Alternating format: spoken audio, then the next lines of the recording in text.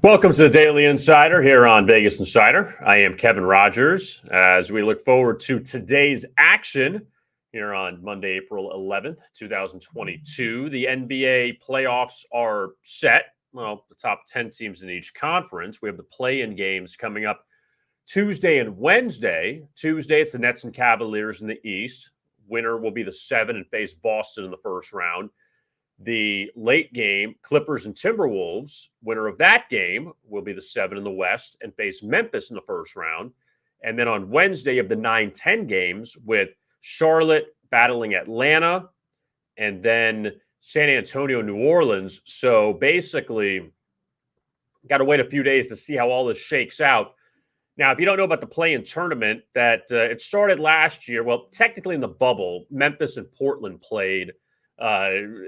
That was the first time they had that, where the higher seed needed to win once, the lower seed had to win twice. It's kind of the same thing here, but the lower seeded team, though, can win or has got to win 2 games to get in. They got to win regardless, home and road. And then, we saw last year Memphis beat San Antonio, then went to Golden State and won. And also with Washington, they lost at Boston, then they ended up winning at home, beating Indiana. So we'll see how that all goes as far as the play-in tournament. We got a lot to get to as we bring in our good friend Dave Sharapan, who is joining us right at this moment. Dave, why are you wearing Phillies gear? Is that legal? Of course. The Pirates haven't been officially eliminated yet. So, I've always been a baseball fan first, Pirate fan for life. But there's a lot of good things going on right now. So I got the gear, I got the hats, I got different things. And, the Phillies are playing the Mets, right? This is an important series early on. So it's Philly stuff today, Kevin. It's Von Hayes, it's Juan Samuel, Steve Jeltz. He had the beautiful Jerry curl. That's absolutely correct. See, you ramp up like the names that you come up with. No one else does that. That's really good. That's back when the Pirates and Phillies were good in the late 70s, they were battling. The state of Pennsylvania was where baseball was being played, and there was a lot of good things happening. Plus the uniforms. The baby blue stuff, it's amazing. And got a kid named Bryson Stott who made the team from Las Vegas. Another line of people, making the team and making the majors from Las Vegas.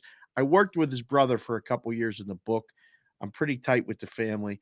So knowing a big leaguer and seeing him play in college here at UNLV when there was 12 people in the stands, and now he's a first-round draft choice that made it.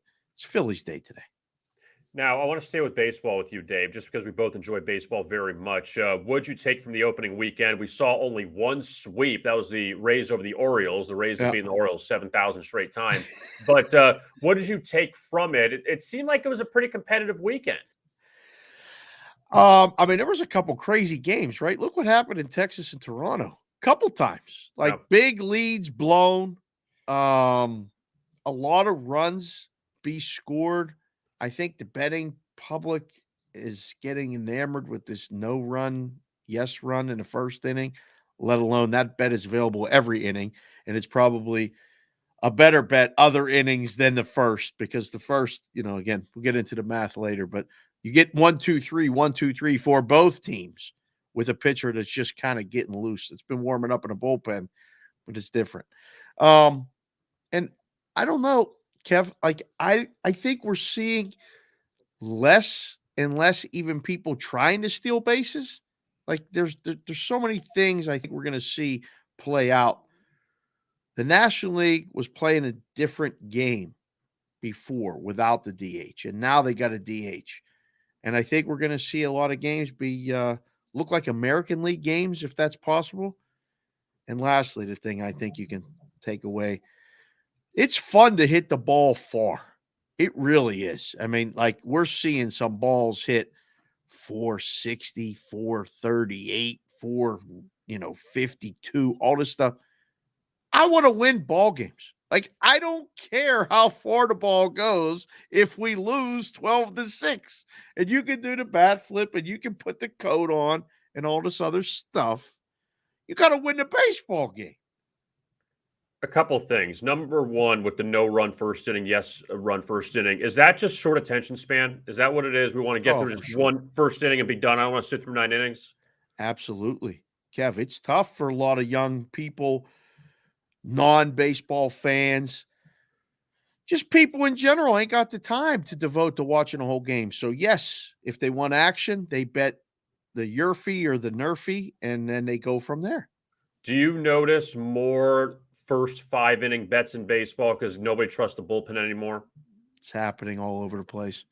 It's always been a quote unquote wise guy market, the first fives, because nobody, I mean, they were the only ones paying attention. It was very sharp, let's put it that way, because you had to beat them. So now I think you're getting a lot of people putting a lot of money into that pool. I think the numbers there'll be a lot more flexibility. Now the totals are interesting. I think you'll see the first five totals start to really get adjusted down. There was a day where every game but one went under. I think it was Friday or Saturday. I don't remember which one particularly, but that's affecting the first fives because now both leagues, the pitchers don't have to hit. So there's no double switches. I don't know if we're ever going to see a double switch again. I don't know how many times they do it in the American League. They used to do it every day in the National League. So that's done. Pitchers may actually pitch longer. They may stretch starters out into the sixth, which would be like it used to be, which would mean, there are going to be some interesting things happening again in the fifth for those totals. I'm going to jump around on this question, but I want your Good. thoughts on this as a former odds maker. That's Yep. what you are. That's on your business card. Mhm. So on Saturday in the NHL, I Yep. took the Devils against the Stars, and I took them on the puck line +1.5 because I'm afraid of overtime in the shootout. Crazy things happen. Yep. You think you feel good with the big underdog, gets the shootout and you lose, or overtime you lose. They ended up winning that game 3-1. Baseball and hockey, kind of the same premise. I know not 100% the same premise. What would you tell people as far as a big underdog in baseball or hockey, as far as taking the outright winner or go with the +1.5 to be a little safer? You get less of a payout, but at least you got that one run, one goal to play with. How do you approach that? Oh, I've seen people take for years. If they saw +1.5 plus money, it was an auto play. Like guys you wouldn't see for months because they took baseball season off or they were busy, on vacation. Like if you had a bad team +1.5 +120, they showed up to take it. So I've always had that mentality. When I see +1.5 plus anything, usually take it because you don't see it that much. But now with this extra inning rule, it doesn't mean you're going to get there. And that's the hard part right now. Baseball has changed and is changing the rules like on the fly. To use a hockey term, when we're talking about baseball, you're right. They are very similar. Be careful laying those big favorites. Like once you get over that 220 mark, I mean, I personally don't like it. Anything over 180, I start to get that like, oh boy, I'm not sure. But if it's supposed to be 250 and you're laying 220, that's not a bad bet. Like it's okay to do that. I don't think you do it in April. I don't think there's a chance in hell you do it in April. I think in April you're looking at dogs and you're looking at unders. Those are the two. I like to attack the totals in baseball.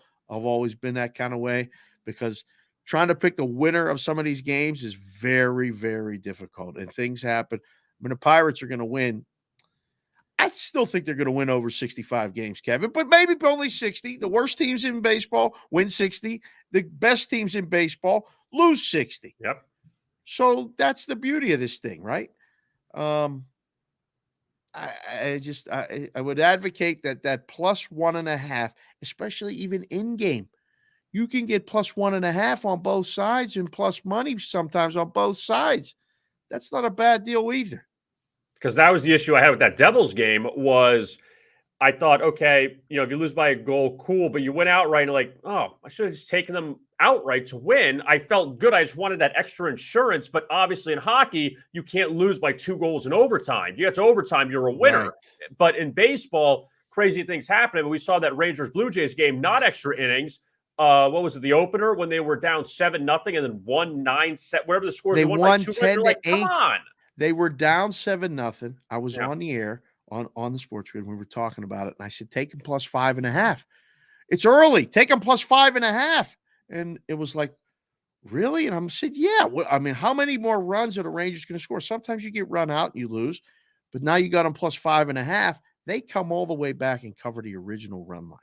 Unbelievable. I think you're going to see a lot of that with teams that have like what I call a no break lineup. There's no break. There's no break in the lineups in a lot of teams now. Like look at the Phillies. There's really no break in that lineup. The Yankees, obviously. Is there a break in that lineup right now? I don't think so. Yeah, So, Joey Gallo. he does swing and miss a lot. That whole lineup swings and misses a lot. Over in the K props for the pitchers are going against them. When you get a capable starter that gets, a good average number of strikeouts and they're pitching against the Yankees, I think that's a sneaky play over. What props do you like in baseball? I'm not saying today in general. Like, you like the strikeout props? Do you like that market? Do you think it's tough to make the odds on? Oh, I think it's interesting what's going on with the odds because they're just taking the average number and then they're slapping on a little juice on the over. I mean, that's what I basically am seeing all the time. I mean, as far as booking them, I mean, the yes, no every inning really fascinates me. Like, and because I'm always trying to price it like I was still in the book because that would draw a lot of action from a lot of people that I respected, where the price for 7, 8, 9 in the fourth is a lot different than the price for 2, 3, 4 in the fifth, in the third time through the order.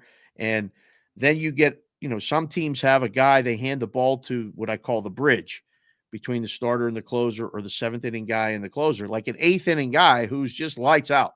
His ERA is hovering above 1. He strikes out at least somebody every appearance, if not 2. And he very rarely gives up hits. Well, the price for him coming in the eighth and facing 5, 6, 7 should be this. So I love that market. When I'm watching a game, that's the one I really like to bet. The stuff about like guys hitting a home run and all this other stuff, that's so hard to hit. It's like picking a guy in the NHL to score a goal. I think it's tough. I like to focus on the pitchers. And I like to focus on, it's crazy to say, I like betting baseball on things to not happen more than I like betting on things to happen. So, because baseball is that type of game now, it seems like less happens. It takes longer for it to happen. Yeah. And when it does happen, it doesn't happen as often as it used to. So that's what I like to look at.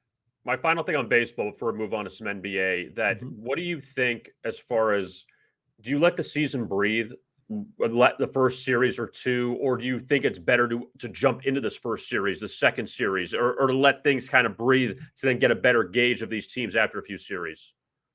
Kev, I used to sit in the room and watch baseball while it was starting, but I was still watching hockey and basketball because that's what I needed to focus on, because the handle's so much bigger for the playoffs and for the end of the season than it is for April baseball. I mean, April baseball has that, like, it's starting. Opening day is nice. It's great. I mean, it's the sign that for a lot of places in the Northeast and Midwest that spring is coming. We're going to have summer. It's going to be great sitting out and watching a baseball game in the sun. But people don't bet it. So, yes, I let it breathe. I mean, I used to really let it breathe unless there were day games on or the games were on out west. I love watching the West Coast games because most of the NBA and NHL is done. But I said it all the time in a book as far as which TVs to watch and which games have more handle. Playoffs trump regular season. That's pretty much any sport. So, yes, let the season breathe. That's what I do. And again, everyone has different approaches. Some people like to attack these soft numbers early in the season. I go, how do you know they're soft? You don't even know who half the guys are. Like, the teams are still trying to figure out their pitching rotations, the back end of them, or who to hand the ball to in the 6th and the 7th and the 8th inning. A lot of things are still being figured out at the major league level. So I think it's tough to figure out those numbers. How hard would it have been for you yesterday to put odds on these NBA games when you don't know who's playing, and then at the last minute, some guys are sitting out?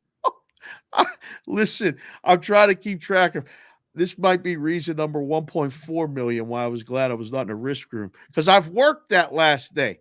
It stinks. It's terrible. Trying to make the numbers and seeing who's playing and who's not. You just throw it up. The good thing is, Kev, is that no one knows on the other side of the counter, too. I say it all the time. You know that. No, I'll say it clean here. Nobody knows squadoosh.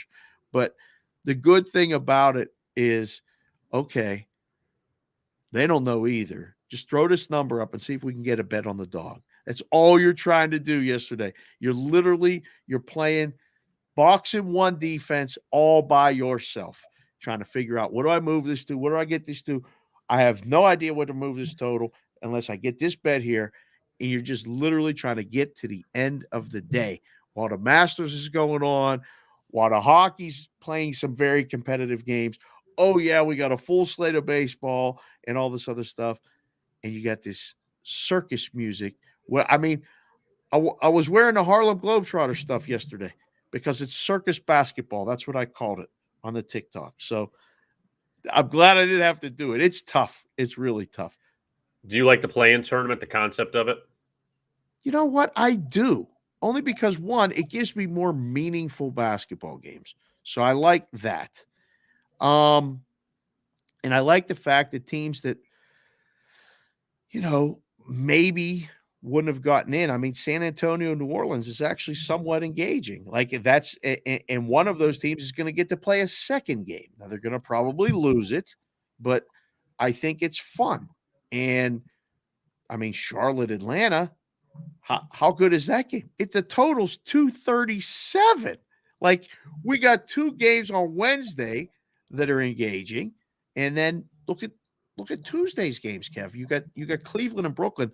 I mean, I don't know if you've heard, Kev, but apparently Brooklyn's going to win the NBA championship from the 7 seed. So 8.5 point spread. What do you see when you see that one?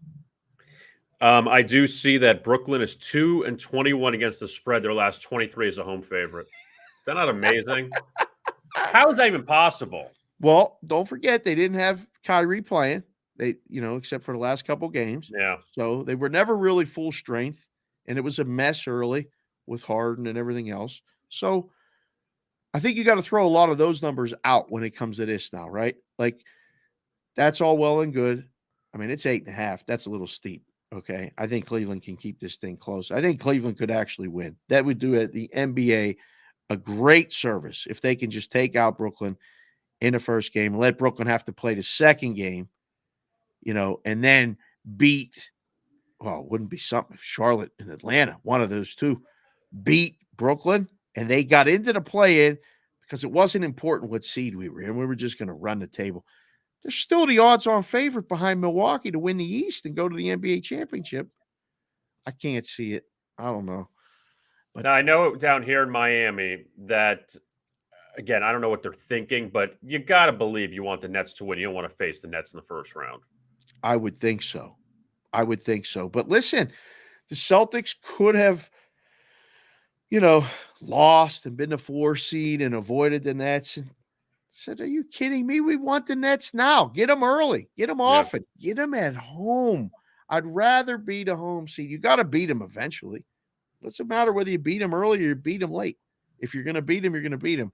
I think the Celtics will beat the Nets in a series. If that happens, I'll be interested to see what the price is, because the Celtics are the best team in basketball in the past 40 games, whatever it is. Yeah.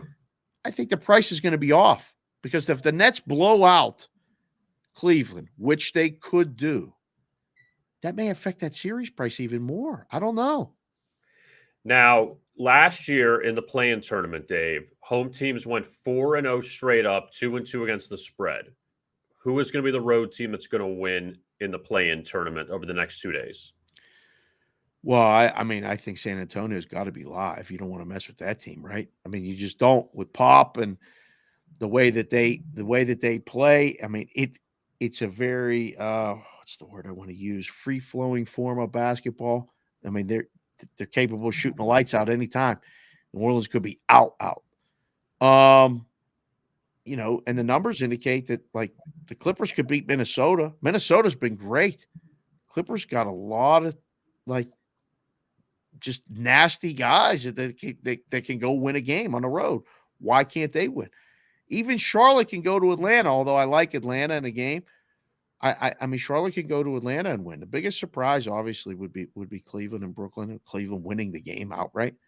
But just that first blush, I think San Antonio is live at New Orleans. San Antonio, Dave, I believe they are 8-2 against the spread. Their last, or 9-1 against the spread. Their last 10 games. That Pop's got him playing well. And I read a quote that Greg Popovich said they could have tanked it this year, but he didn't want to send that message, which is good because what people don't understand, the tank job, you don't guarantee yourself a job if you're another player, if you're a coach. I mean, Popovich, I know, is pretty much set for life, but I'm saying, even like you look at the Brian Flores situation, who knows if I'm coming back next year, if I get what you want as far as a top draft pick, and all the players, they don't care about who's going to get drafted if they get a high pick. So why should they tank? I totally agree. It's a very hard thing, I think, for organizations to make that decision. And then you have to put players on the floor that are still trying, but they don't know that they're behind the 8 ball and then, don't have enough to win. I love what Pop did. As soon as the door opened with the Lakers being bad, the Spurs really, you could see, started in the past. I don't know what their record was from the All-Star break, but it was really good. And against the number, it was really, really good, for them to get in. So, yeah, they could have tanked. Now, I think, listen, this gives both of those teams life. Like, whoever wins that game, why can't they beat the Clippers or Minnesota, whoever loses? Like, they could get in and then get a series. Now, the award for that is a series against the Suns. Yeah, you got no shot. That ain't fun, and they ain't got no shot. Whoever wins that, they're not beating the Suns, not in the first round. But I like it. I like it a lot. Call me crazy on this one. I kind of like Charlotte, and I'll tell you why. Last year, they closed out 5 straight losses, lost by 27 to Indiana in the play-in game. I mean, think about how crazy that was. Indiana was in the play-in game last year. But this year, Charlotte closed a little better. I think they won 4 straight, playing with some confidence. I know Hayward's out, but now you're getting 4.5, and everyone knows Atlanta got to the conference finals last year. I don't know. I think Charlotte could be worth a look in this game. Why not? Charlotte definitely is worth a look in this game.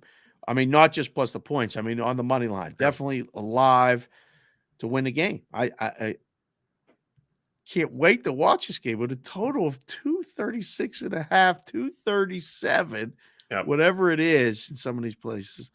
Yikes. Why they can win this game and it go over. I don't know, man. Like I don't think you're crazy at all. I don't want to call you crazy. I mean, you might be a little crazy, but that has nothing to do with you liking Charlotte. Yeah. But I think they're live. Just one more note in the NBA. We'll talk about the Masters. Of the series we know so far, Jazz, Mavs, Raptors, Sixers, Nuggets, Warriors, Bulls, Bucks. Anything stand out to you? I mean, the Jazz maybe could be worth a look because Luka, we don't know his status, but the Bucks 1-7 favorites to win that series against the Bulls. Yeah, they're going to win that series. I think they swept them in the regular season, and they weren't competitive games. I don't know, K-Dub, or I mean, whatever. It doesn't matter. It doesn't make a difference. I'm thinking I got the Philly stuff on, and I want to like the Sixers. I really do. But the Raptors beat them in the regular season. The Raptors are playing better. The Sixers are going to be favored. And I'm not sure they're going to win that first round series. I think the Raptors are live already. Yeah. So we got to wait and see with Luka in that one. And I mean, the other one that we know is what, Nuggets Warriors, right? Yes. It's been a great season for Jokic, and he's going to win the MVP. Denver's not beating Golden State in a series. They may win a game on the road, but then Golden State will win a game in Denver most likely.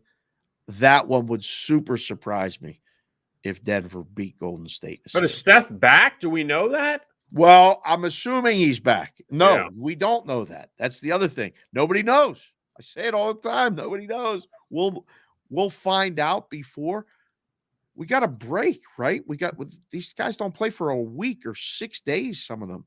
So I think this will help teams like that. Obviously, this will help Luka get ready. So we'll wait and see. The series prices will start popping. I haven't looked yet. But those are always interesting to me to bet game to game. If you take a good position and you can pick the game one winner, you can do whatever you want after that. How many people donated to the Tiger Woods Foundation as far as him winning the Masters? I mean, they donated to the books. They'd have been better off giving it to the money to the Tiger Woods Foundation. He shot 71 on the first day, gave everybody hope. And then it got worse from there. Conditions got worse. Tiger looked like he might have been, a little bit just not physically overmatched, just tired. But he's 46. He's coming off. Look how old he looks. I mean, seriously. He does. I mean, everybody ages, and Tiger, you see it, but with the limp and all the walking, and it was hard. Books made a ton of money taking bets on Tiger Woods to win the Masters this year. After all that, it was a fun story. It was great to see, man. I mean, the ratings were up. I was totally locked in Thursday and Friday. And then by Sunday, I wanted to see who's going to win. Like, I didn't need to see Tiger. It was great to see him in a red and waving to the crowd and all that stuff. And the accomplishment is awesome. Story, fantastic. But by Sunday, I was like, okay, he shot 78. Like, let's get to Scheffler. Let's get to these guys that are playing. That's all I wanted to see. Now, the other thing too is one that I thought honestly was the lock of the weekend, and I talked about, or I looked at, and I didn't do anything, was DeChambeau not making the cut. Yeah, he's been terrible at Augusta 5 times. All missing the cut, all bad numbers. His labrum, his hip, he was in bad shape. He only wanted to play because it was the Masters. It was terrible. I feel like that was the easiest play of the weekend. For sure. There's just certain courses, you know this from playing. I play. There's certain courses just don't fit your eye. And then, you get him beat up from being the biggest golfer that I think I've ever seen. Like, I don't remember any guys being as big and bulky as him swinging that golf club. I had to stop playing on a regular basis because it hurt my back. I can't imagine what it's doing with all that torque and what he's doing with the golf club. So, yeah, you got to find those spots like that, I mean, it was minus 175 that there would be a hole-in-one. Bet it every year. There's a hole-in-one every year. I don't know who's going to get it. I don't know what day they're going to get it. I don't know what hole they're going to get it on. But there's a hole-in-one at Augusta pretty much every single year. So there's certain bets like that. I think you're right. You got to kind of pick and choose and make your plays. So I feel like it's impossible to pick a winner in this tournament. I mean, you have all these guys you're choosing. It's impossible. It's so hard. And I mean, I still remember when guys that I respected told me about this Danny Willett guy. You got to bet Danny Willett. You got to bet Danny Willett. We all had him in the book. Some guys had him for some big money, for guys that were making nothing. I mean, like, they had big, we had to go pick up money with like bags. It was fun. But it's hard. It's hard to pick the winner. And by the time you get to Sunday, I mean, you're laying $2.50 with $2 sometimes with Scheffler, and then it went to plus right away because he bogeyed and Cam Smith birdied, and you could have got Scotty Scheffler, who was in kind of cruise control mode. He was plus 120 on Sunday after 2 holes, and he don't chip that ball in. That ball don't go in on 3. I don't know how it goes the rest of the round. And then you see, like what Rory does at the end, and he finishes, tie for second or whatever. I think he finished second alone. Crazy stuff. It's fun to watch. It is hard as hell to pick the winner of that golf tournament. Final thing before I let you go, because I know you love hockey. So it feels, I mean, the East is set as far as the teams. We just don't know where they're going to be. Mm-hmm. And in the West, it's pretty much Colorado and everyone else. But who do you think comes out of the East in the in the Stanley Cup? Man, oh man, how good is your team down there? How good are the Florida Panthers? They keep finding ways to dig themselves a 3-goal hole, and they keep winning. Is that capable of happening when we get to the playoffs? I keep asking myself, like, listen, if it's not them, who is it? Is it Carolina? They don't do it for me.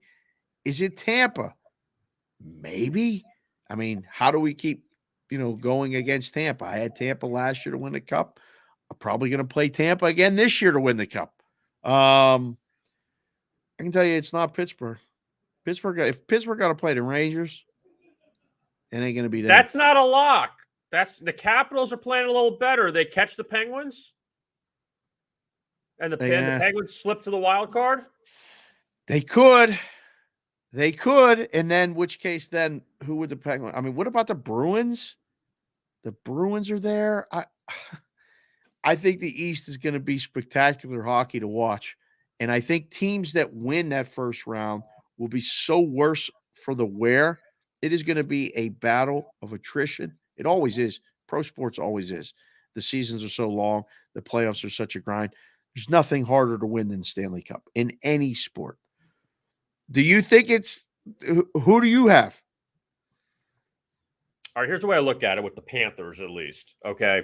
Mm-hmm. That hope that Tampa Bay does not finish in the second wild card. Like, we need the Tampa Bay Lightning to win some games. That is one thing the Panthers don't need, Dave, is for them to have all the success and then get those guys in the first round. Terrible. So if they get Washington in the first round, I think they'll be all right. Yep. Look, there's no easy outs in that East. There's nobody you say, oh, the Capitals, it's fine. You still have Ovechkin. They're still decent. But then if you get past that, I don't know how it's going to work with the seedings. You got to get through Toronto. You got to get through the Rangers, who they struggled with. Do they reseed in the NHL now? The problem is with that wild card stuff. I don't know how it works. I don't know either. I seriously, and like this is a problem in the room. Like you don't always know, and you gotta make sure if you think you're right, because if you adjust the odds for this, that, whatever. I mean, I think Toronto's a team that I think people will be looking to play, but if they get the wrong first round matchup, they're out. They're going to lose. And Austin Matthews, do you believe what this kid is doing? I mean, it's 60 goals. It's crazy. It's fun as hell to see, though.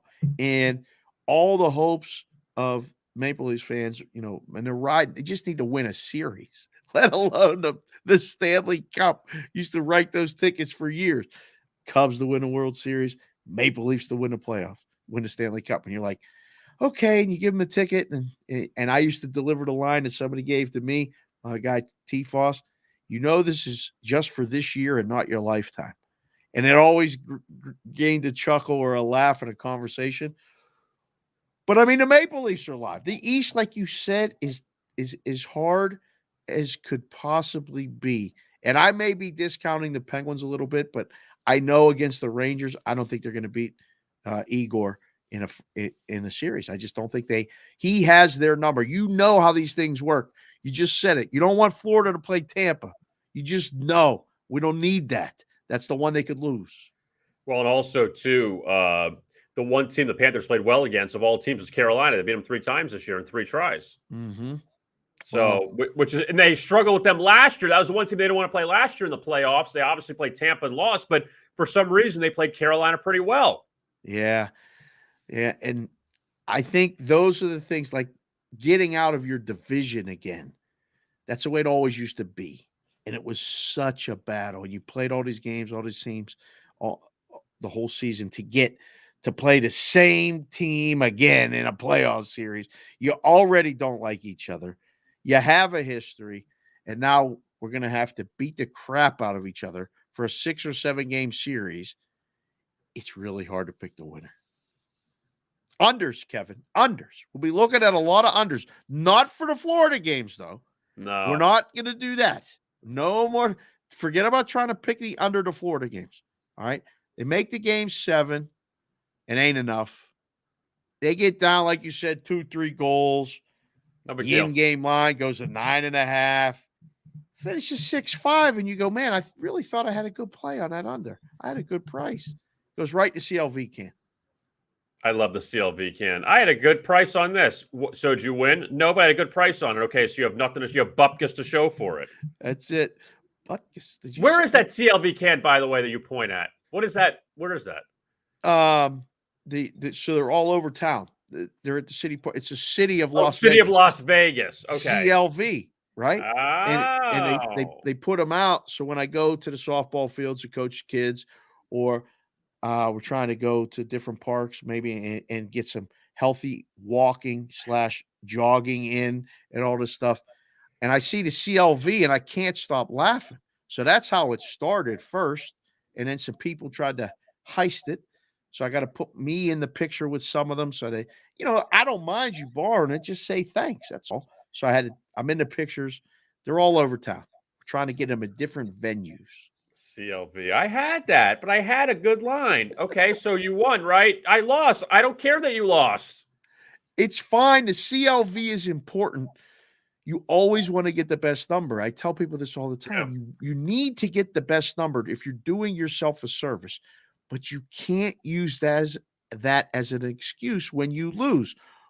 Did you win? No, but I had a really good number.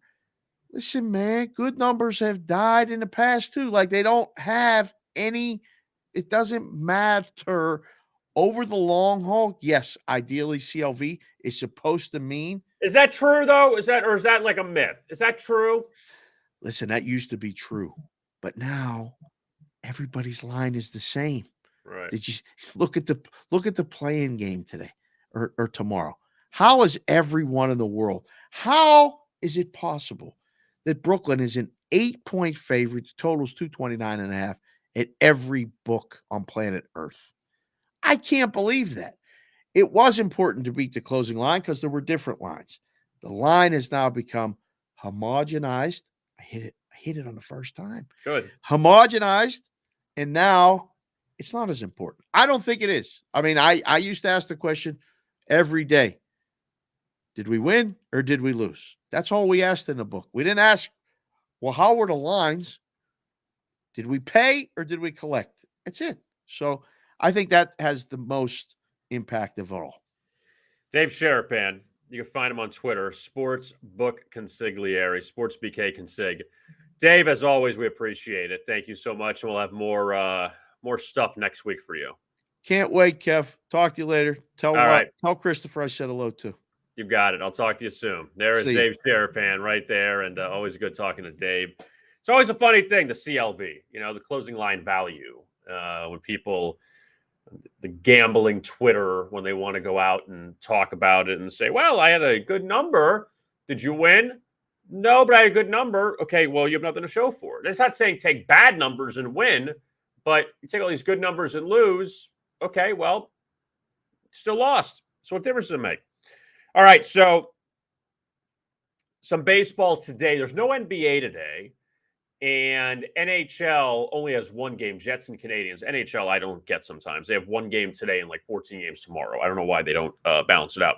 But a couple of games coming up this afternoon. Guardians and the Royals in Kansas City. Royals won the first 2 games of that series. Cleveland came out and clubbed them yesterday, scored 10 runs in the first 2 innings and won like 17-3. So that game is coming up at 2:10 in Kansas City. It's Hernandez and Aaron Savali on the mound. Pittsburgh and St. Louis got postponed, so we could wipe that one off the board. That one just came down. The Pirates were looking for the series split. They won yesterday at 9 runs, but that one postponed. And coming up at 3:05 in Baltimore, it's the Orioles, the only winless team in baseball. They face the Brewers at Camden Yards, so home opener for the O's. And Milwaukee, they avoided a sweep against the Cubs at Wrigley. They came back and won yesterday. So the Brewers had a bit of a rough weekend in Chicago. But again, long season. That's all we can say 1,000 times. It's very early. It's a long season, and we'll see these teams come back. I mean, really, there weren't any surprise teams out of the gate. I mean, Mets won 3 of 4 at Washington. Tampa Bay, only team to pull off a sweep against Baltimore.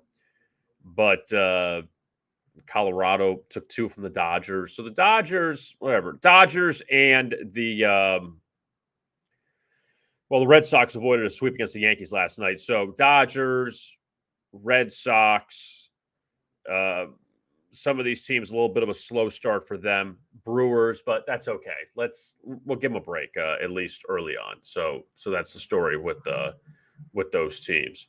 All right. So coming up tomorrow, we'll look more at the NBA play-in games. Cleveland and Brooklyn, followed by the Timberwolves hosting the Clippers, and we have those games. Again, like I said to Dave, I do like Charlotte. I think this is a big spot for them.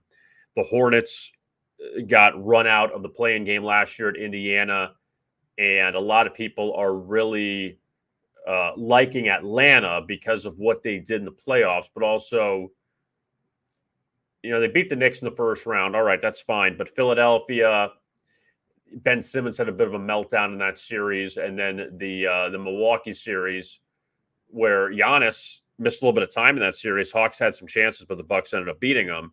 And also, I don't know. Atlanta's good.